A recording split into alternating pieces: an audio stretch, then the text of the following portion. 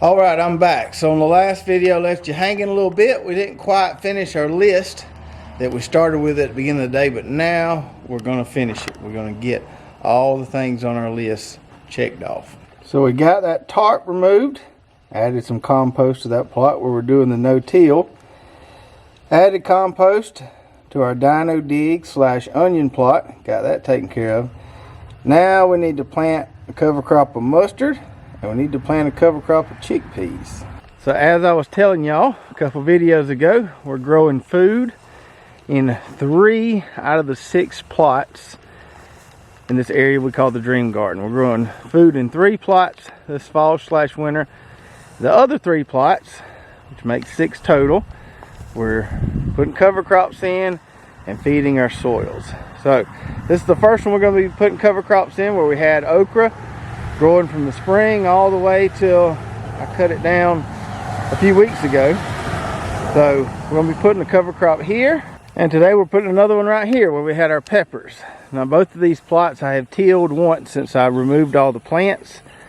Same situation with the peppers and the okra. I didn't pull them up. I just take some loppers, cut them off right at the soil level there, leave all the roots and stuff in the ground, come in here, till this so I can have some available soil, some good seed to soil contact for my cover crops. And even though it's been a few days since we tilled it, we don't need to cultivate it again. It's still pretty soft, and everything should go in the ground pretty nicely. Be able to rake it in and get some good seed to soil contact. Okay, so now let's talk about what we're actually going to plant today, which cover crops we're planting and why.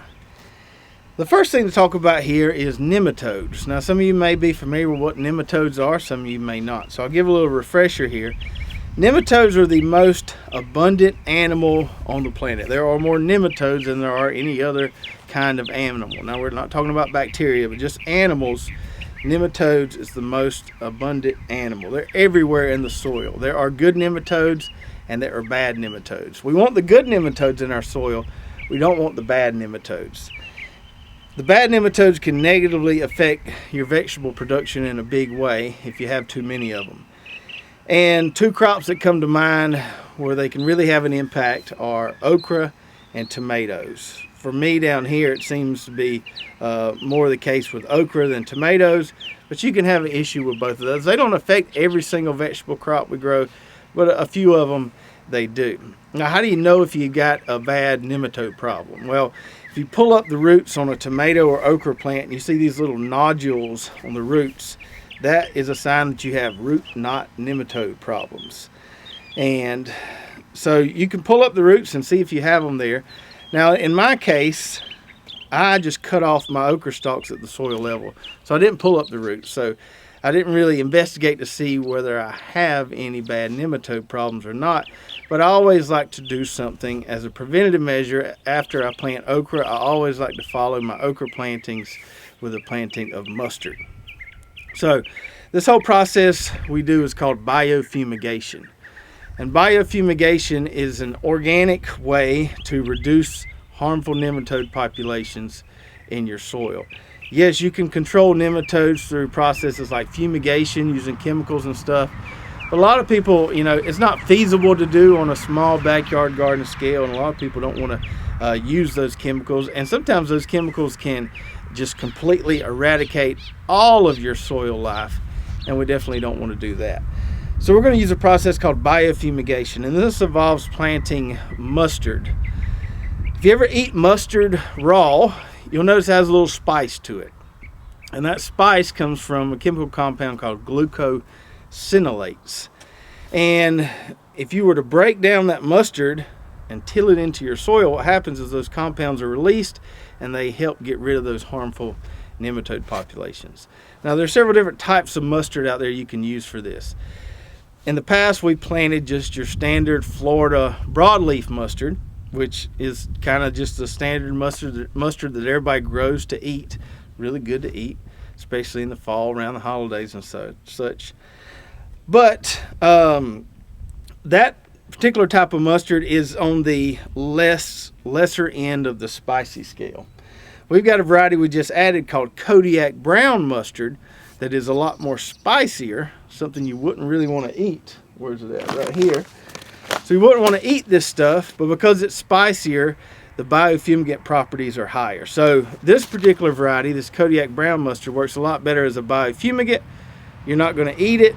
The Florida broadleaf will also work as a biofumigant, not as well as this, but you can eat it. So you can go with whichever one works for you. If I'm going to eat some mustard this year, I'll probably grow it in a separate place, not necessarily as a cover crop. We're going to use this Kodiak brown as a cover crop.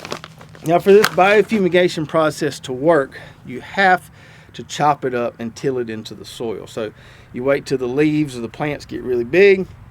You don't want to let them go to seed, because mustard can regrow pretty invasively in some cases. So you don't want to let it go to seed, but once those plants and those leaves get really big, you want to come in there, mow it or till it into the soil. You got to chop it up good and incorporate it into the soil. That's the only way this biofumigation process will work. It will not work in a no-till situation. So you got to get that plant material into the soil so it can start to break down, release those chemical compounds, and do its work as far as managing your nematode populations. Now, usually I would just plant this Kodiak brown mustard by itself, and that was my original plan. But I got to thinking, man, I could mix something else with this and kind of double my return on what I'm getting out of this cover crop.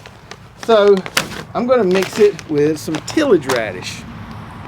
Now tillage radish or daikon radish is a great cover crop, because what it does, it forms these really, really long roots, or these really, really long radishes, and they scavenge nutrients from way down deep in the soil, where your plants otherwise wouldn't be able to access those nutrients because they're too deep and your plant roots aren't always going to get down that far. So it scavenges those nutrients, stores them in that big long radish there, and when you go through there to extinguish the cover crop, chop up all those radishes, you now have those nutrients released and available at the soil surface for your next vegetable crop to use. So it's a great nutrient scavenger. It can also be used to break up hard soils, provide some soil aeration. Lots of benefits for this tillage radish. Now last year I made a cocktail with this, hairy vetch, and Austrian winter pea, and it worked great. And I'm probably going to use it in some other cocktails later this year. This particular first time here, we're just mixing it with the Kodiak brown mustard, and it should make a nice little cover crop. So we're going to mix some of that together in a minute and do that in one plot. In the other plot, we're going to plant these Marvel chickpeas here. Now I've grown Austrian winter peas before. I really like those as a cover crop. You can mix things, make a cocktail with those as well. These chickpeas, also known as garbanzo beans, not only do they work well as a cover crop, but you can also harvest them and eat them and make some hummus. And I'm kind of looking forward to doing that if if it doesn't get too cold here, to knock them back before they start actually producing those peas. So we're going to plant these real thick, and I'm just going to grow these by themselves. In the future, I'll probably start making some cocktails with these chickpeas, but I want to see just how they do, see what their growth habit is, since I've never grown them before. I want to see, just how they do by themselves, and that will give me an idea in the future of how I can incorporate them into a cocktail. Now, for the chickpeas, I got 10 pounds.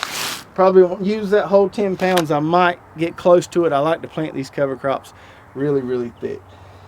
For the tillage radish and the Kodiak brown mustard, I've got 5 pounds of each of those. I probably won't use a whole 10 pounds. I'll probably use half of one of these bags.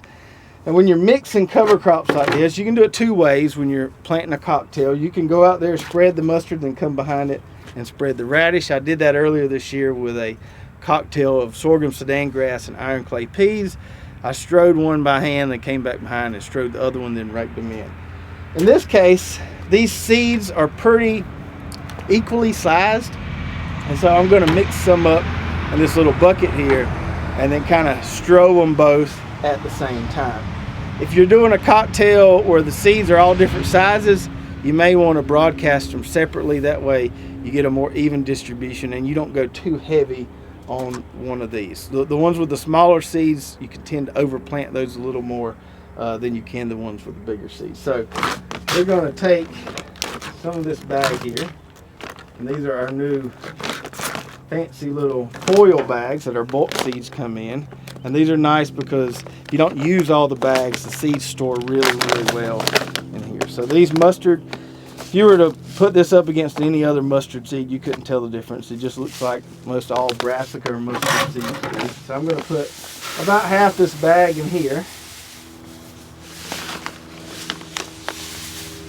We want to make sure we plant them nice and thick, and then I'm going to put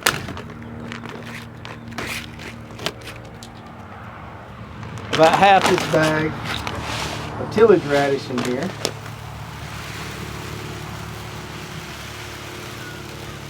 And with cover cropping, we don't have to be super exact.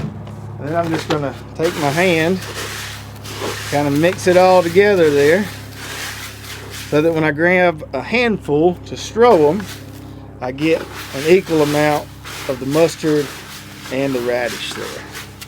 So let's head on over to the plot. Let's get this seed sown. We'll get it raked in, get some water on it, and we will have done our cover cropping for the day.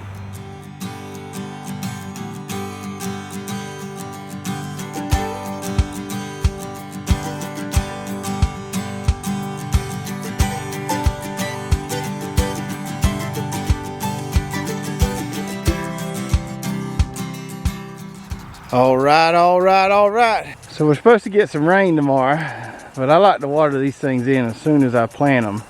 Just kind of get everything, get all the seeds stuck in the soil good.